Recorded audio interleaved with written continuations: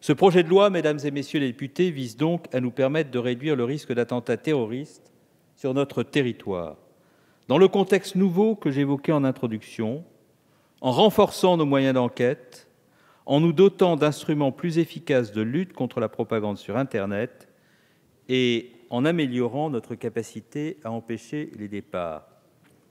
En 2006, Pierre Mazeaud rappelait que dans la lutte contre le terrorisme, depuis 1986, je le cite, « Les législateurs successifs se sont attachés à respecter cette ligne de conduite qui maintient la lutte contre le terrorisme dans le cadre de l'état de droit et de la démocratie. » Il s'agit, comme je l'ai dit, d'un point crucial, essentiel, fondamental pour moi. Avant de conclure, je voudrais donc insister sur les précautions que le gouvernement a prises, avec le concours de la commission des lois, pour faire en sorte que ce texte demeure pleinement protecteur des libertés publiques fondamentales, telles que la liberté d'expression et la liberté d'aller et venir.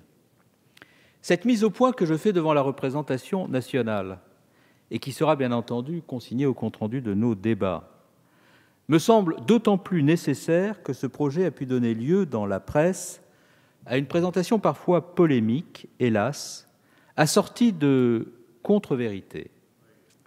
Permettez-moi de vous donner quelques exemples précis.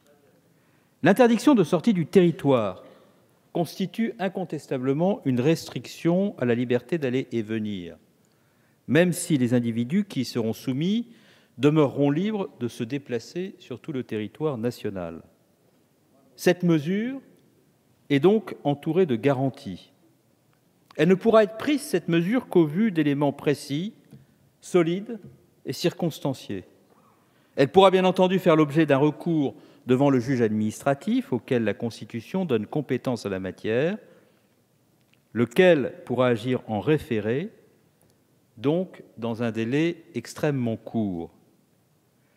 J'ai lu aujourd'hui avec tristesse, dans un quotidien sérieux, que l'avocat pourra se faire assister la personne en cause, mais que la personne en cause comme l'avocat ignoreront ensemble tout du contenu du dossier. C'est faux. Comme cela est déjà admis aujourd'hui dans le cadre de procédures d'expulsion, le dossier pourra comprendre des notes blanches réalisées à partir du travail des services de renseignement. Le contrôle juridictionnel s'attachera aux seuls éléments figurant dans ce dossier déclassifié qui seront soumis au contradictoire.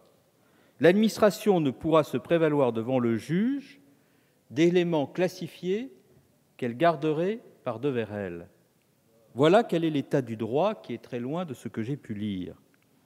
Il ne saurait donc être question d'un avocat alibi, sauf à soutenir que l'assistance d'un avocat est toujours inutile devant une administration accusée d'être arbitraire par nature. Enfin, la décision sera prise pour une durée limitée à 6 mois, renouvelable seulement si les conditions le justifient, et lors de l'éventuel renouvellement, au terme d'une procédure, elle aussi, est naturellement et bien entendu contradictoire. La même possibilité de recours sera ouverte lors du renouvellement. Tout au long de la procédure, les garanties seront donc aussi fortes que dans le cas d'un contrôle par le juge judiciaire. J'ai lu ensuite, ici ou là, que le blocage administratif des sites constituait une atteinte à la liberté d'expression. C'est faux. Cette mesure ne crée pas un délit d'opinion, mais vise de façon limitative les contenus diffusés par des individus ou des groupes terroristes, faisant par ce biais la publicité de leurs exactions. Comme vous le savez, des images d'exécution, de crucifixion circulent sur le net, ou proposant des moyens de rejoindre le théâtre des opérations, et fournissant aussi des conseils techniques pour commettre des attentats. Si de telles manœuvres devaient avoir lieu sur la voie publique, et imaginez qu'elles aient lieu sur la voie publique, elles seraient naturellement interdites et feraient aussitôt l'objet de mesures coercitives. Il n'est pas de raison de les tolérer davantage sur Internet.